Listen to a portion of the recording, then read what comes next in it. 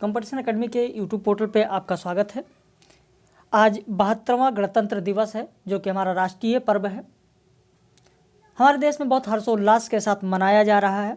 WhatsApp पर जितने भी हमारे पेड कैंडिडेट हैं उनको तो मैंने बधाइयाँ दे दी, लेकिन हमने कहा चलो कुछ प्रश्न आप लोगों के लिए दे देते हैं और साथ में गणतंत्र दिवस की हार्दिक बधाई भी आप लोगों को। तो बधाई देने के लिए मैंने यह वीडियो आप लोगों को बनाया और साथ ही साथ मैंने सोचा कि कुछ प्रश्न भी करा देंगे तो आपके कुछ प्रश्न भी हो जाएंगे, जैसा कि मिसलेनियस प्रश्न कुछ कराए जाते हैं हमेशा। तो चलिए शुरू करते हैं आज की प्रश्नोत्तरी और गणतंत्र दिवस की हार्दिक बधाई आप लोगों को।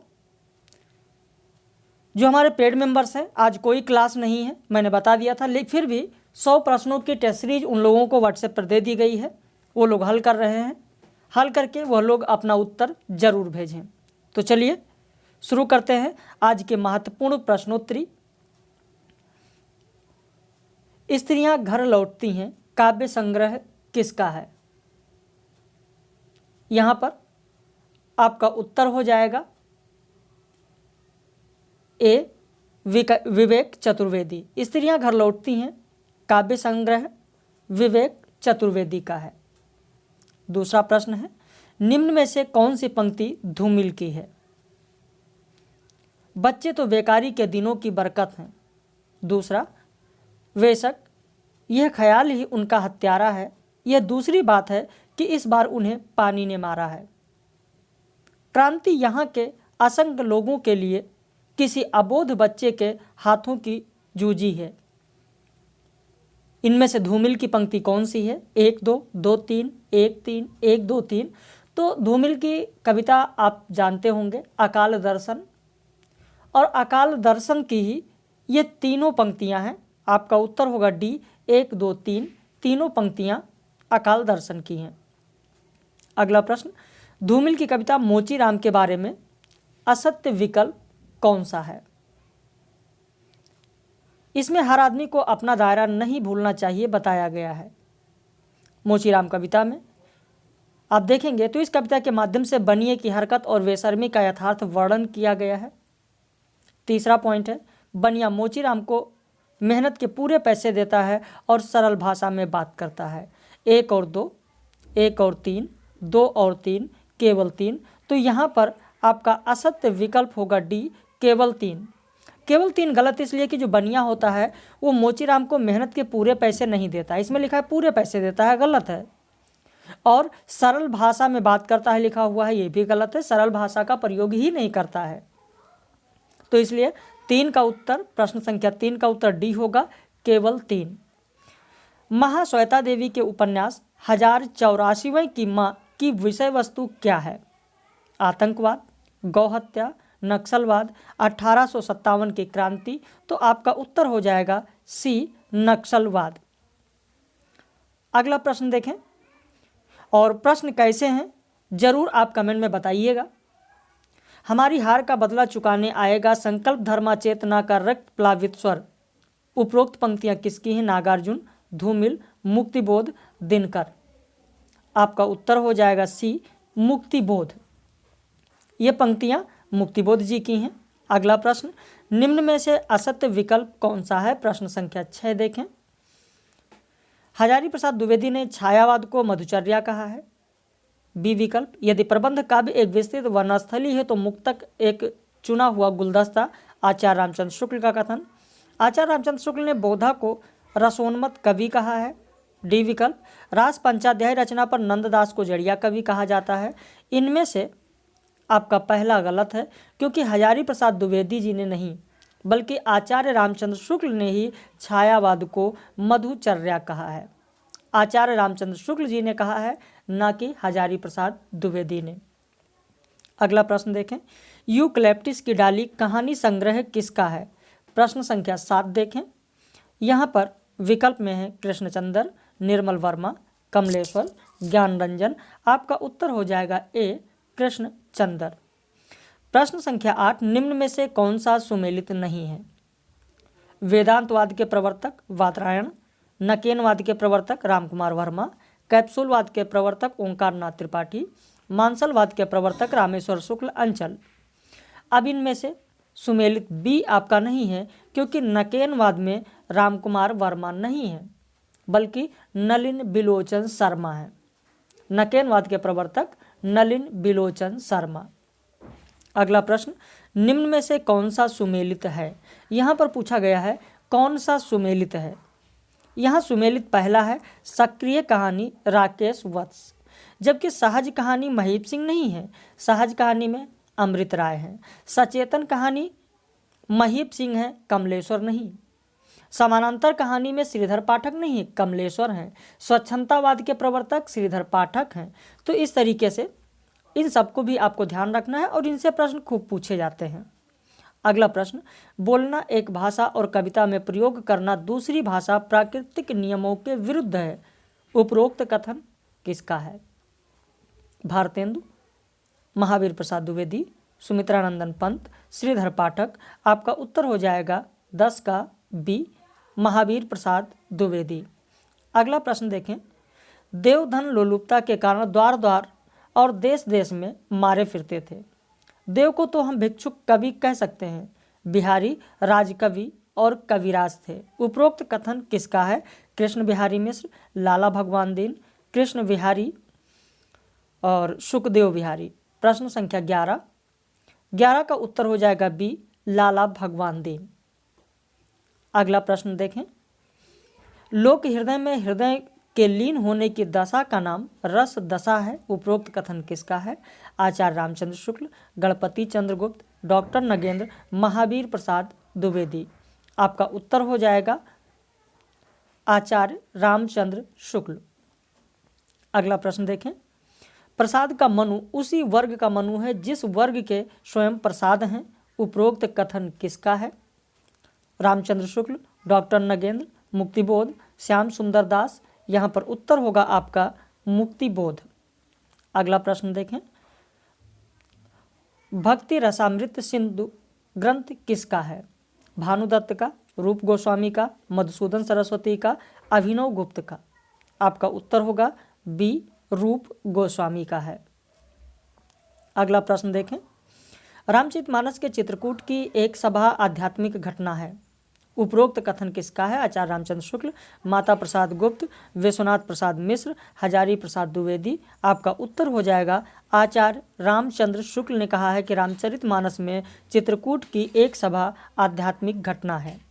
अगला प्रश्न देखें, निम्न में से किस कहानी का विषय है कि मूल से जुड़े बिना तरक्की संभव नहीं है? बूढ़ी काकी, दोपहर का भोजन, वापसी, चीफ की दावत। उत्तर हो जाएगा आपका डी, चीफ की दावत। चीफ की दावत कहानी का विषय है कि मूल से जुड़े बिना तरक्की संभव नहीं है। अगला प्रश्न, अलगू और जुम्मन किस कहानी के प्रमुख पात्र हैं?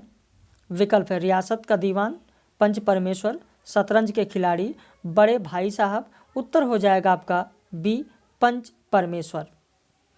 अगला प्रश्न देखें, अधूरे साक्षात्कार किसकी आलोचनात्मक रचना है? प्रश्न संख्या 18। विकल्प है मुक्तिबोध, नेमचंद जैन, नामवर सिंह, रामविलास शर्मा। आपका उत्तर हो जाएगा बी, नेमचंद जैन। अगला प्रश्न, तारा किस उपन्यास की महिला पात्र हैं? तमस, राग दरबारी, महाभोज, झूठा सच। आपका उत्तर होगा डी, झूठा सच। अस्मितामूलक विमर्श को किस साहित्यिक पत्रिका ने सर्वाधिक संवर्धित किया है? विकल्प है हंस, वागार्थ, दस्तावेज, वर्तमान साहित्य। उत्तर हो जाएगा आपका हंस। तो इस तरीके के ये 20 प्रश्न थे। चलिए 25 प्रश्न और आप लोगों को करा देते हैं, 25 और करा देते हैं। जिन लोगों ने पूरा पढ़ा होगा कहानी वो जरूर इन प्रश्नों को बहुत आराम से हल कर लेंगे, क्योंकि यहाँ पर जो 25 प्रश्न ये लिए गए हैं, इन 25 प्रश्नों में आप देखेंगे कि कहानी और जितना भी लिया गया है सब विस्तृत लिया गया है। भगवान, मेरे पथ भ्रष्ट नाविक को अंधकार में ठीक पथ पर ले चलना। आकाशदीप कहानी में उपरोक्त कथन किसका है? चंपा, जया, साध्वी, इनमें से कोई नहीं। उत्तर हो जाएगा आपका सी, साध्वी। साध्वी कहती हैं। साध्वी है कौन, क्या पता है आपको? नहीं, चलिए मैं बताता हूँ। साध्वी चंपा की माता है। साध्वी चंपा की माता हैं और चंपा की माता यह कहती हैं कि भगवान मेरे पथभ्रष्ट नाविक को अंधकार में ठीक पथ पर ले चलना। अगला प्रश्न देखें, आकाशदीप से ही है। आकाशदीप कहानी के बारे में असत्य विकल्प कौन सा है? चंपा को बंदी मणिभद्र ने बनाया था। चंपा नगरी कोसी नदी के तट पर बसा था। चंपा के पिता मणिभद्र के यहाँ प्रहरी का काम करते थे। बुधगुप्त ताम्रलिप्ति का रहने वाला क्षत्रिय था। यहाँ पर आपका असत्य विकल्प भी होगा, क्योंकि चंपा नगरी कोसी नदी के तट पर नहीं बसा था, जाह्नवी नदी के तट पर बसा था। ध्यान रखना, 2 का बी असत्य है। चंपा नगरी जाह्नवी नदी के तट पर बसा था। प्रश्न संख्या 3, उस नाट्य वृत्ति को क्या कहते हैं जो माया, इंद्रजाल, संग्राम, क्रोध, उद्भ्रांत आदि चेष्टाओं से युक्त हो? विकल्प है आपके पास कौशिकी वृत्ति, सातवती वृत्ति, आर्भटी वृत्ति, भारती वृत्ति। यहाँ पर उत्तर हो जाएगा सी, आर्भटी वृत्ति। लेकिन अब आपके मन में यह सवाल उठता होगा कि आखिर कौशिकी वृत्ति फिर किसे कहते हैं? देखिए, नृत्य, गीत और विलास इत्यादि श्रृंगारिक चेष्टाओं से युक्त जो वृत्ति होती है उसे कौशिकी वृत्ति कहा जाता है। सातवती भी आपको बताते ही चलते हैं। बल, शौर्य, त्याग, दया, हर्ष आदि भावों के बाद होने वाला नायक स्वभाव सात्यवती वृत्ति कहलाता है। भारतीय वृत्ति की बात करें तो आप इसमें देखेंगे कि वांग व्यापार प्रधान, पुरुष प्रयोज्या, स्त्री वर्णिना तथा संस्कृत पाठ्य से युक्त जो वृत्ति होती है उसे भारतीय वृत्ति कहा जाता है। अगला प्रश्न देखें, मुराद अली ने सुअर मारने के लिए नत्थू को कितने रुपए दिए थे? यहाँ पर उत्तर होगा आपका डी, 5 रुपए। तो 4 का हो जाएगा आपका डी। तमस उपन्यास में कुल अध्यायों की संख्या कितनी है? यहाँ खंड नहीं पूछा गया है, अध्याय पूछा गया है। आपका विकल्प होगा सी, 21। खंड की बात करें तो 2 खंड होगा, जबकि अध्याय की बात करें तो कुल अध्यायों की संख्या 21 है। अगला प्रश्न देखें, रामचरितमानस के किस कांड में दोहों की संख्या सबसे कम है? अभी तक जो प्रश्न पूछे जाते थे वो पहला कांड कौन सा है और अंतिम कांड कौन सा है, लेकिन अब यहाँ पर पूछा गया कि किस कांड में दोहों की संख्या सबसे कम है या किस कांड में दोहों की संख्या सबसे अधिक है, ऐसा पूछा जा सकता है। तो सबसे कम अगर देखें तो आपका उत्तर होगा डी, किष्किंधा कांड। सबसे कम किष्किंधा कांड। कितने दोहे हैं? ध्यान रखना, 30 दोहे हैं। बाल कांड में 361 हैं, 361।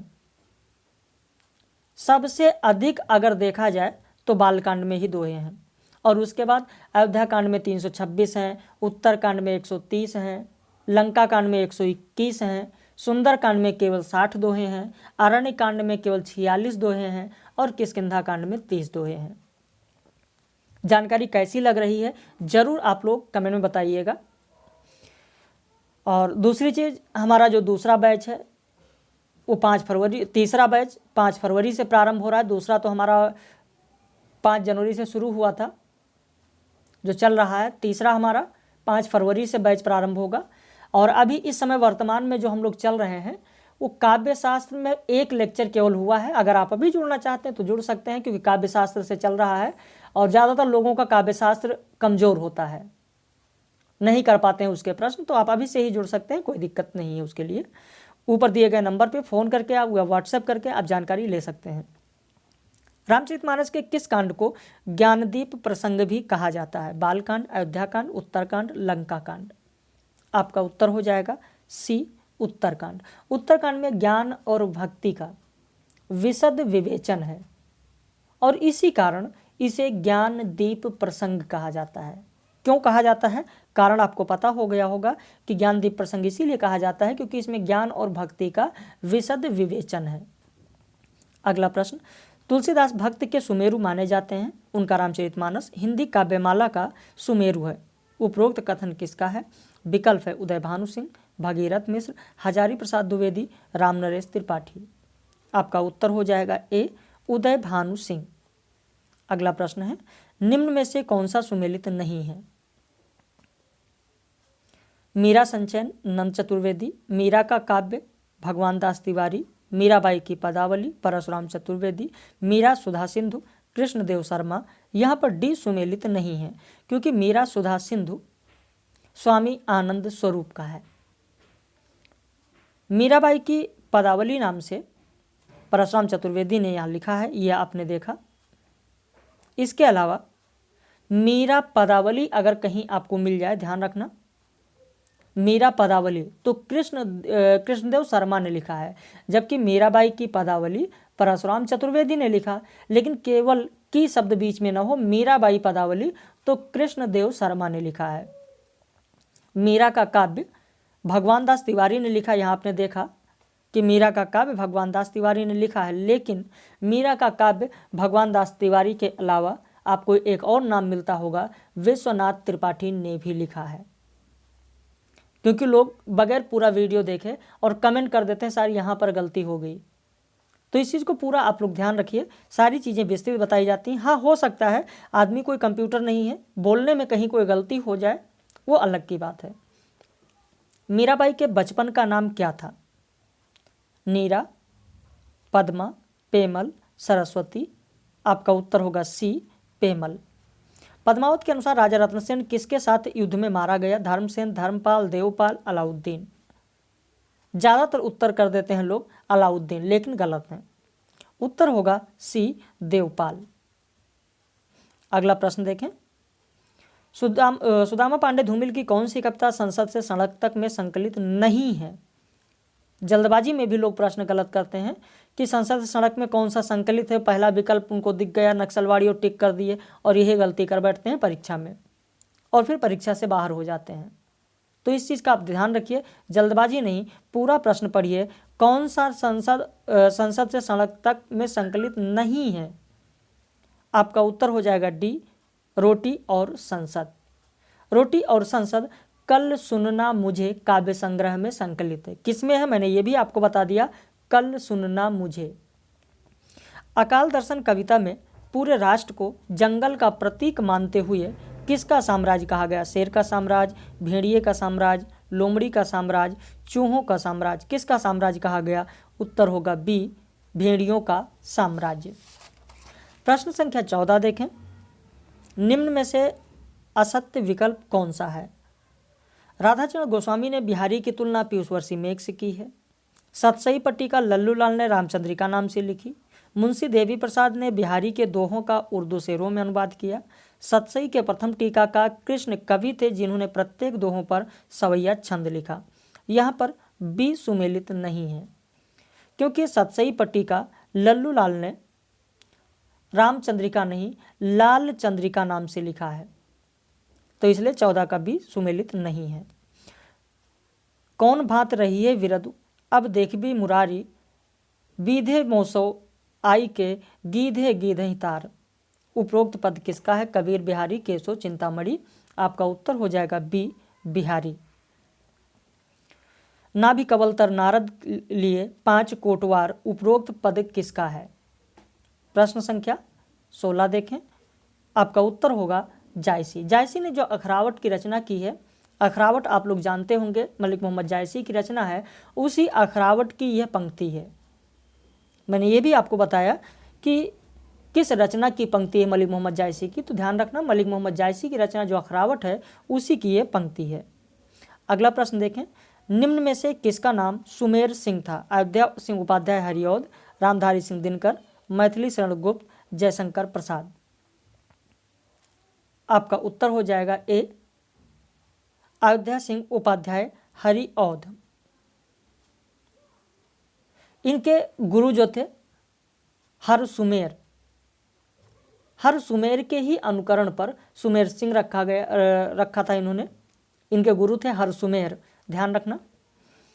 प्रश्न संख्या 18, निम्न में से कौन सी कविता चांद का मुंह टेढ़ा में संकलित नहीं है? फिर मैंने पूछा है नहीं है।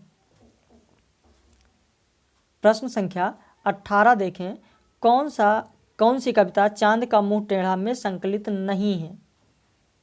भूल गलती, ब्रह्म राक्षस, अंधेरे में, नाच देवता। उत्तर होगा डी, नाच देवता, क्योंकि यह कविता तार सप्तक में संकलित है। चांद का मुंह टेढ़ा है में संकलित नहीं है, किसमें संकलित है? तार सप्तक में संकलित है। अगला प्रश्न, दिनकर जी राष्ट्रवादी और साम्राज्य विरोधी कवि थे, उपरोक्त कथन किसका है? प्रश्न संख्या 19। विकल्प है काशीनाथ सिंह, राजेंद्र यादव, नामवर सिंह, रामवृक्ष बेनीपुरी। उत्तर होगा काशीनाथ सिंह। अगला प्रश्न देखें, निम्न में से असत्य विकल्प कौन सा है? कर्णालय में प्रसाद ने मनुष्य का वास्तविक धर्म मानवता बताया है। इलाचंद जोशी ने प्रसाद को छायावाद का प्रवर्तक माना है। प्रेम पथिक रचना पहले खड़ी बोली में थी, बाद में ब्रजभाषा में परिवर्तित किया गया। कानन कुसुम प्रसाद की खड़ी बोली कविताओं का संग्रह है। यहाँ पर आपका सी होगा, सी सुमिलित नहीं है, सी गलत है। असत्य विकल्प सी है, क्योंकि प्रेम पथिक रचना पहले खड़ी बोली में थी, बाद में ब्रजभाषा में परिवर्तित की गई। एकदम उल्टा लिखा है, पहले ब्रजभाषा में थी, बाद में खड़ी बोली में परिवर्तित की गई। तो इस तरीके से 20 का आपका सी होगा। दिनकर नामवर सिंह ने कहा है दिनकर जी के बारे में, आप लोगों को शायद पता होगा, कुछ चीज़ें हैं जो बीच में आपको बता दें। जैसे नामवर सिंह ने कहा कि दिनकर जी अपने युग के सचमुच सूर्य थे। ये भी जो कथन है नामवर सिंह का दिनकर जी के बारे में खूब पूछा जाता है। वहीं रामवृक्ष बेनीपुरी ने भी दिनकर जी को एक कहा था कि दिनकर जी ने देश में क्रांतिकारी आंदोलन को स्वर दिया। ये जो रामवृक्ष बेनीपुरी जी का कथन है ये भी बहुत ही महत्वपूर्ण है और कई बार परीक्षाओं में पूछा जा चुका है कि निम्न में से किसने दिनकर जी के बारे में कहा है कि दिनकर जी ने देश में क्रांतिकारी आंदोलन को स्वर दिया? तो रामवृक्ष बेनीपुरी ने कहा है। और जो नामवर सिंह ने कहा वो भी बहुत ही महत्वपूर्ण है कि दिनकर जी अपने युग के सचमुच सूर्य थे। तो ये जो कुछ चीज़ें हैं, जो कुछ कथन हैं लोगों द्वारा कहे गए हैं साहित्यकारों के द्वारा एक दूसरे को, इनसे भी प्रश्न खूब पूछे जाते हैं। तो इसको भी आप लोगों को ध्यान में रखना चाहिए। प्रश्न संख्या 21, हजारों सीता मिलकर भी उर्मिला के त्याग की बराबरी नहीं कर सकती, साकेत में यह बात किसने कही है? देखिए, जो मैथिली शरण गुप्त जी ने ये लिखा है, तो यहाँ पर अगर वास्तविक रूप से देखा जाए तो जितना बलिदान यहाँ पर दिखाया गया है उर्मिला का, सीता से भी अधिक बलिदान किया है उर्मिला ने। जब साकेत लिखा है तो आप देखेंगे इस साकेत में, साकेत किसके कहने पर इन्होंने लिखा था? ध्यान रखना, इनके जो परम मित्र थे हजारी प्रसाद द्विवेदी, उन्हीं के कहने पर गुप्त जी ने लिखा था। तो हजारों सीता मिलकर भी उर्मिला के त्याग की बराबरी नहीं कर सकती, साकेत में यह बात किसने कही है? आपका उत्तर होगा सी, सीता ने कहा है। सीता ने किससे कहा है? अगर यह कथन सीता ने कहा तो किससे कहा है?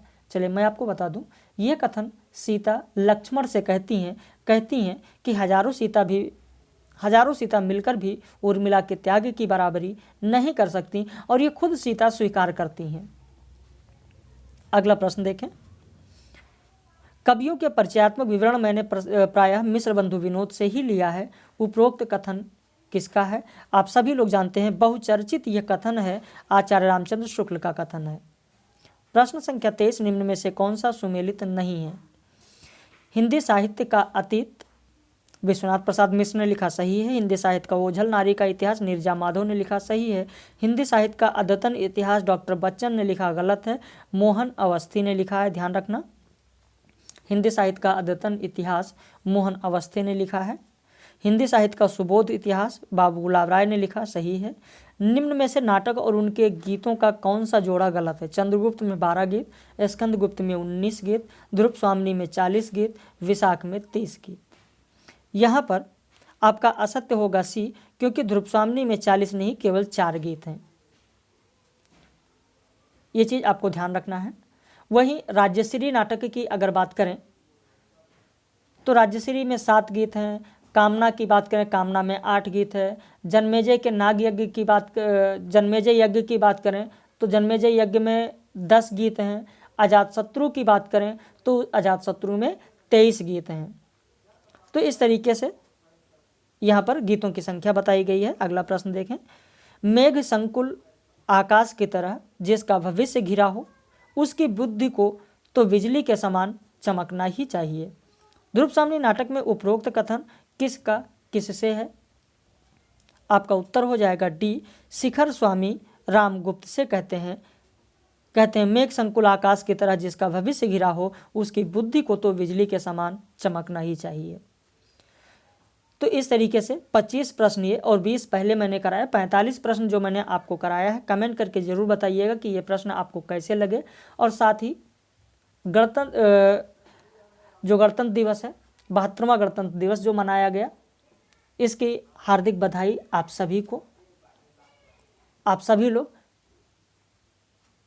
जिस तरीके से लगे हुए हैं, मेहनत कर रहे हैं, आप सभी लोग मेहनत करते रहें। अपने पथ पर हमेशा आप अग्रसर रहें और आपको सफलता अवश्य मिलेगी। यदि किसी भी काम को आप पूरी मेहनत, पूरी श्रद्धा के साथ करते हैं तो जाहिर सी बात है उसका परिणाम भी अच्छा होता है।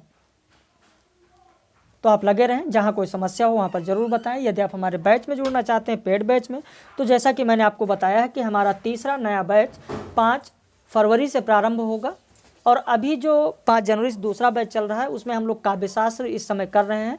काव्यशास्त्र में पहला लेक्चर हुआ है, उसमें जुड़ना चाहते हैं तो भी आप हमारे दिए गए नंबर पर फ़ोन करके, व्हाट्सएप करके फीस और सारी जानकारी ले सकते हैं। तो हम लोग फिर मिलेंगे कल अपने पेड मेंबर्स के साथ दूसरे लेक्चर में काव्यशास्त्र में। समय देने के लिए बहुत बहुत धन्यवाद आप लोगों का कि आप लोगों ने पूरे मेहनत के साथ, पूरे मन से इस वीडियो को आपने देखा। चैनल को सब्सक्राइब कर लीजिए, वीडियो को लाइक कर लीजिए।